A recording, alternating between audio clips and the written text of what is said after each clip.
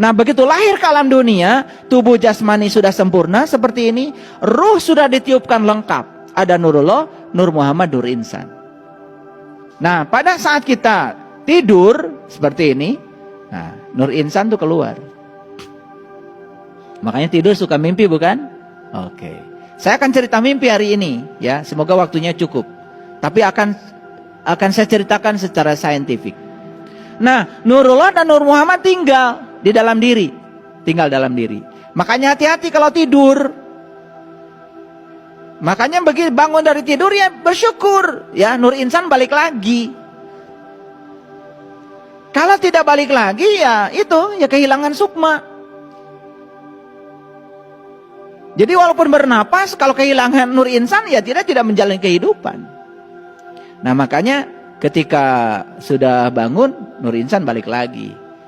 Nah, ketika mati, nah ini mati.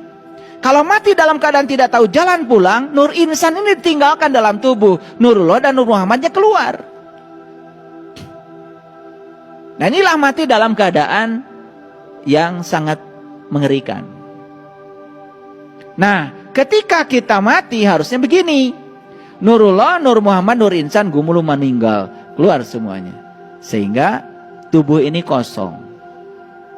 Nah, tubuh yang telah berhasil mengantarkan ketiganya menjadi gumulung manunggal, innalillah wa inna ilaihi rajiun, tubuh ini diterima dengan senang hati oleh bumi. Maka tubuhnya itu tidak lama di bumi. Hanya 40 hari sudah diterima oleh bumi. Nah, itu namanya mulih kajati mulang ke asal. Nah, sempurnalah kembali ke alam asal. Nah, inilah yang disebut dengan keabadian. Gitu. Nah, semua manusia itu ingin agar dia bisa mencapai keabadian yang semacam ini. Nah, tetapi banyak yang tidak tahu caranya. Disitulah perlu bimbingan seorang guru. Guru yang sudah mursyid tentu saja. Guru yang sudah mengalami. Bukan orang yang mengajarkan kita nyebrang ke laut sementara dia sendiri belum pernah nyebrang laut. Ya, tetapi kok banyak yang percaya ya sama dia. Luar biasa. Ya. Saya sering mengatakan kalau calo itu nggak pernah tahu tempat yang dituju. Jangan dikira loh di Cicahem calo yang bilang Garut pernah ke Garut. Mungkin belum pernah ke Garut. Tapi selalu ngajak kita ke Garut. Bahkan menunjukkan ini bis ke Garut. Padahal dia belum pernah ke Garut. Mungkin. Namanya juga calo. Paham ya? Nah, kita balik lagi ke sini. Jadi kemana jiwa itu pergi? Tentu saja jiwa itu menyatu kembali ke alam asalnya. Memenuhi ayat innalillah wa inna ilaihi rajiun. Kembali ke kekosongan kembali. Bisa mengerti? Oke, kita lanjutkan. Nah, gimana caranya supaya jiwa itu tahu tempat asalnya? Disitulah kita harus latihan mati selagi hidup. Nah, itulah pentingnya kita latihan mati selagi hidup. Gitu. Baik para sahabat. Ini episode yang berbeda. Saya akan cerita tentang kematian secara utuh sekarang. Kematian itu sesungguhnya adalah pengingat. Ulangi. Kematian itu sesungguhnya adalah pengingat. Mengapa begitu? Kematian itu selalu dekat. Dan kematian itu persis seperti bayangan kita. Iya. Pernah nggak kita berpisah dengan bayangan? Gak pernah. Nah, kematian itu dekatnya dengan kita seperti bayangan dengan kita itu. Kematian itu. Cuman kita mungkin tidak menyadarinya. Tetapi kematian itu mengikuti terus dari saat pertama hidup sampai hingga terakhir.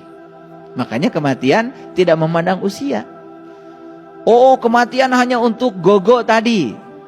Ya, memang kebanyakan sih di usia itu. Karena tubuh tidak layak pakai lagi. Gitu. Tetapi kan ada juga bayi mati. Ada juga orang yang usianya belasan tahun meninggal. Ada juga umur likuran meninggal. Kan gitu. Ya. Jadi tidak memandang usia. Nah, kematian itu adalah proses. Sebagaimana hidup adalah proses. dan mereka berjalan bersama. Jadi kematian dan kehidupan itu bukan sesuatu yang terpisah. Persis seperti dua roda yang bergerak membawa itu gerobak. Coba gerobak yang ditarik oleh delman. Kalau rodanya cuma satu, nggak jalan. Karena rodanya dua, jalan. Nah, kehidupan dan kematian itu seperti itu, ya, berjalan beriringan seperti dua roda yang menggerakkan delman. Jadi bergeraknya delman karena ada dua roda. Tidak ada kematian kalau tidak ada kehidupan. Tidak ada kehidupan kalau tidak ada kematian. Jadi kematian dan kehidupan itu seperti kita dengan bayangan. Jadi pahami bahwa sebetulnya kematian itu bukan sesuatu yang terpisah dari kehidupan. Lihat saya semuanya. Sekarang saya sedang bernapas. Napas itu cuma dua, masuk dan keluar. Masuk dan keluar. Saat napas masuk saya hidup. Saat napas keluar saya mati. Saat napas masuk saya hidup. Saat napas keluar saya mati. Jadi sebetulnya sekarang kalau disadari, kita ini sudah mengalami hidup mati, hidup mati, hidup mati terus menerus. Sehingga saat kita keluar napas gak masuk lagi, disebutlah napas yang terakhir. Makanya orang meninggal sering disebut telah menghembuskan napas yang terakhir. Artinya napas keluar gak balik lagi. Kemana napas ini? Bukankah ke sini? Kemana napas ini? Bukankah ke sini? Ke sini. Udah gitu aja. Mati cuma begitu kok. Napas ke sini gak balik lagi. Kemana napas?